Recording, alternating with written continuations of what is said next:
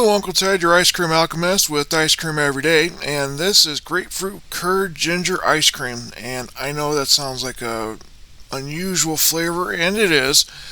Grapefruit and ginger actually do go together. It's an interesting flavor combination. And this ice cream is definitely a strong flavored thing, but I think you might find it interesting. So first let's go ahead and start making the grapefruit curd, and we do that with 1 stick of room softened butter and a cup of sugar. We're going to go ahead and cream that together. And one of the things about this is, yeah, it does take some time. You're going to want to make that grapefruit curd a day ahead, but trust me, it's worth it. Now, once we get the butter and sugar creamed, we're going to set that aside, and then we are going to get 3 good-sized grapefruit, and we're gonna zest them. And I love using my micro. Grapefruit takes me back to my childhood. When I was a kid, my dad used to be the one in the family that would eat the grapefruit. Mom used to get a big box of citrus from one of the local schools as a fundraiser in December. And all through January, we'd be eating the citrus, and Dad would always get the grapefruit because he was the only one in the house that could tolerate them. And I didn't like grapefruit until I got older, and even then I have to sweeten the hell out of it, like I do with this. Now, next, after we get that zested, I'm going to go ahead and get these juiced. So, sorry, I'm having some issues with my sound for some reason, and every time I try and fix it, I make it worse. But anyway, we're going to get the juice out of these grapefruit, and the way to do it is to squeeze them, obviously, because I don't have one of those fancy juicers. And I had to use a strainer because bits and pieces of the grapefruit are going to come off, and they do have seeds. And you don't want chunks and you don't want seeds in your juice. So definitely use a strainer. And then what I did is I used the back of my spatula to get as much juice out as I could. Then we turn to the eggs. Now this is going to have 2 whole eggs and 3 egg yolks. So you're going to want to separate those. And like always, save the whites because the whites can be used for a lot of stuff. And so I never throw the whites out. Now, once you have all that done, just go ahead and put those eggs mixed in with your butter. And go ahead and mix that real well. And then once you have that mixed, then go ahead and add your juice and zest. You just want to combine them thoroughly. You don't really need to do too much else. Just get them well combined. After that, you can go ahead and put those in the saucepan. Now, I always start at really low heat because I just don't want to scorch this. And so I start off with the low heat until the temperature builds up. And then I'll go ahead and I'll slowly turn it up to just under medium. Because like I said, I don't want to scorch this and I don't want to cook it too fast. And I have to watch this. When you're making curd, you really have to keep this moving and you have to keep that stirring. So definitely keep whisking and don't walk away from it. Just keep making sure that you're whisking it. It's not going to look that great. It's not going to look the best. But whatever you do, just keep whisking. And what happens is eventually the heat will start to get up there and you'll cook the yolks. And you'll end up being able to draw a finger through and it won't move. And that's when you know it's done. That's when you know that the eggs have been cooked and you don't have scrambled eggs, you actually have curd. And then you're going to want to put that in the refrigerator. Make sure that the plastic is touching the top so you don't end up with the skin. After that, we're going to go ahead and peel the ginger. I just use my knife and scrape off the skin. I'm using about a thumb size of ginger, as you can see here. It's about as big as my thumb.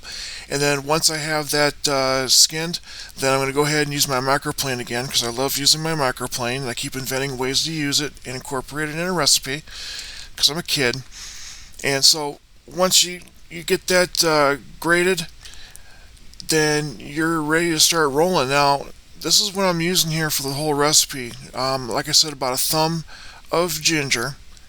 And then after that, for dairy, I'm using 2 cups of heavy cream, 1 cup of whole milk. I'm using a tablespoon of butter.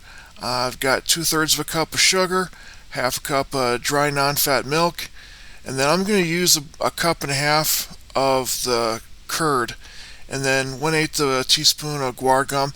This is a basic recipe that I've used in just about every one of my videos.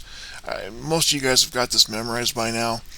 I use the same base for just about everything I do. And in fact, I'm going to start branching out here pretty soon and start trying some different bases just to experiment a little bit. But what I'll do is, you get the dairy in and you get that heated up, your milk and your heavy cream. Once that gets up to temperature, then you're going to add your dry ingredients, the sugar and the non-fat dry milk. And as I always say, add it in batches so it doesn't clump up. Otherwise, if you add it at once, it just clumps up and it's a real mess. So just add it in batches and keep whisking, and that's the best way to incorporate it.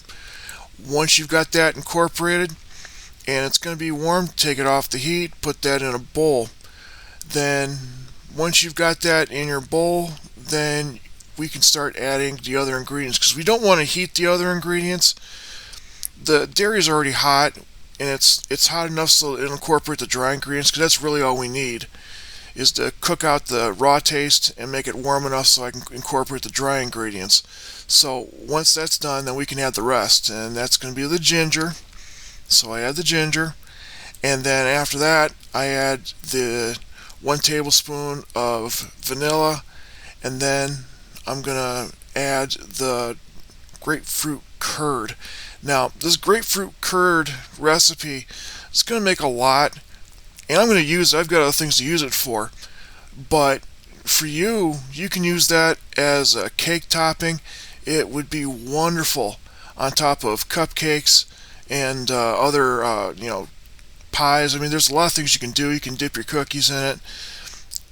Citrus curd has a lot of uses. So once we get that incorporated, then it goes in the refrigerator overnight. Now, once again, put the plastic on. Please ignore the out of focus shot. I had some issues getting my camera settings right. Sorry about that, I'm not a professional. But make sure the plastic is touching the top so that a skin doesn't form, because skins are gross.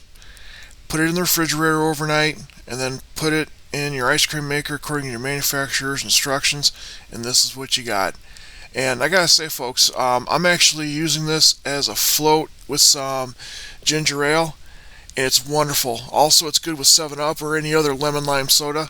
So as making a float goes, it is just perfect. But I do want to thank you guys for your support. I hope you guys try this, because it really is worth it. It's different, but worth it. But like I always say, if you're not eating ice cream for breakfast, what's the point of being an adult? I really hope that you don't just overlook this because of the unique flavors. The unique flavors are what makes it important, and the unique flavors are what makes it interesting. And that's ice cream alchemy, folks. That's how we do it. But I do want to thank you for watching this video. I appreciate your support. Have a great day.